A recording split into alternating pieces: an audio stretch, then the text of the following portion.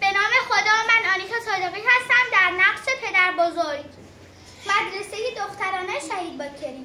سلام، من هیما قورچیان هستم در نقش مادر بزرگ در مدرسه شهید باکری دخترانه. سلام، هدیه زهرا عرب هستم در نقش نوه دختری در مدرسه شهید باکری دخترانه.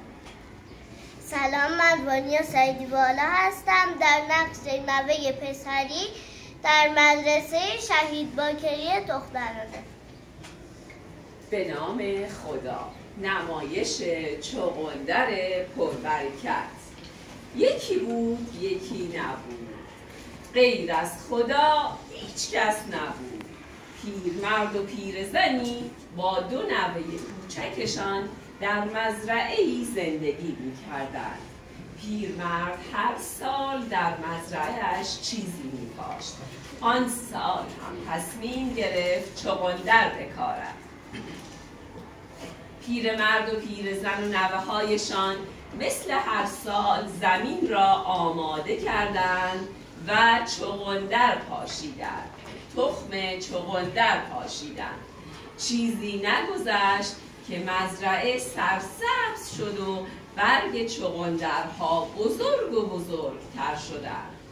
یک روز پیرزن به پیرمرد گفت: ای پیرمرد، من میخوام امروز یک آش چغندر بپزم. برو یک چغندر بزرگ بیار. چشم، الان میرم یه چغندر رسیده میارم تا آش بپز بخوریم.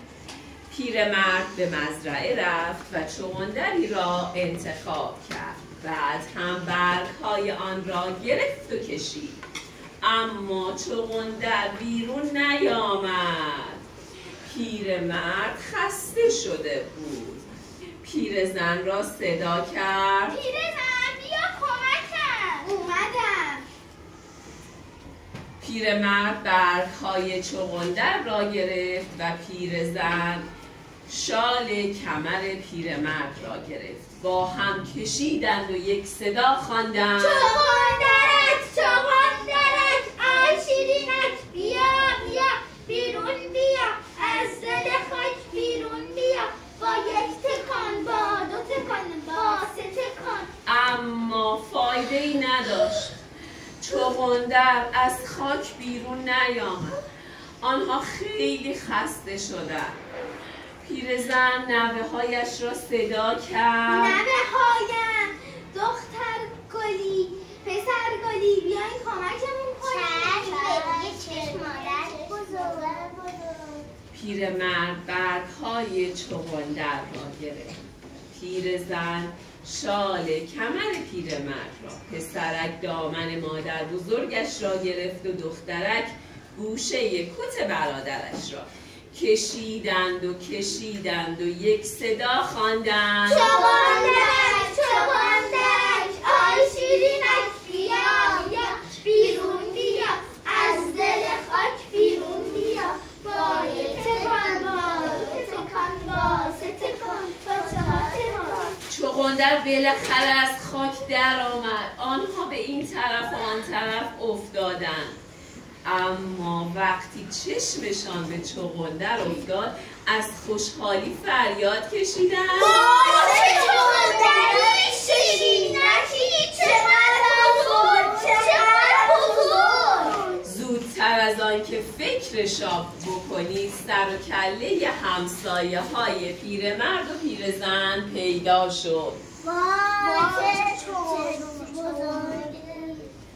چه چغندر بزرگی. خاله پیرزن، میخوای آش درست کنی؟ بله، میخوام یک آش چغندر بپزم به همه همسایه های عزیزم بدم.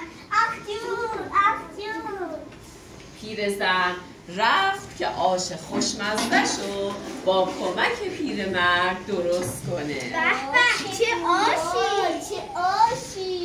برای همسایه درست کنم، همشون بخورن. بابا بزرگ، من آش میخوام. بیداره مادر. بابا بزرگ، بیا تو هم میذاره هم بزن. چه بویی. من آش میخوام. من آش میخوام. به شما هم میدیم. چه آش خوشمزه‌ای باشه. چه بوی خوبی. به به. ما بزرگ برای خودمونم نگه می‌داریم. بله. آش خیلی زیاده مادر داره آقا همه بزرگ بده من بره بکشم برای همسایه ها. مادر دوست دستی درد نکنیم. خواهش میکنم.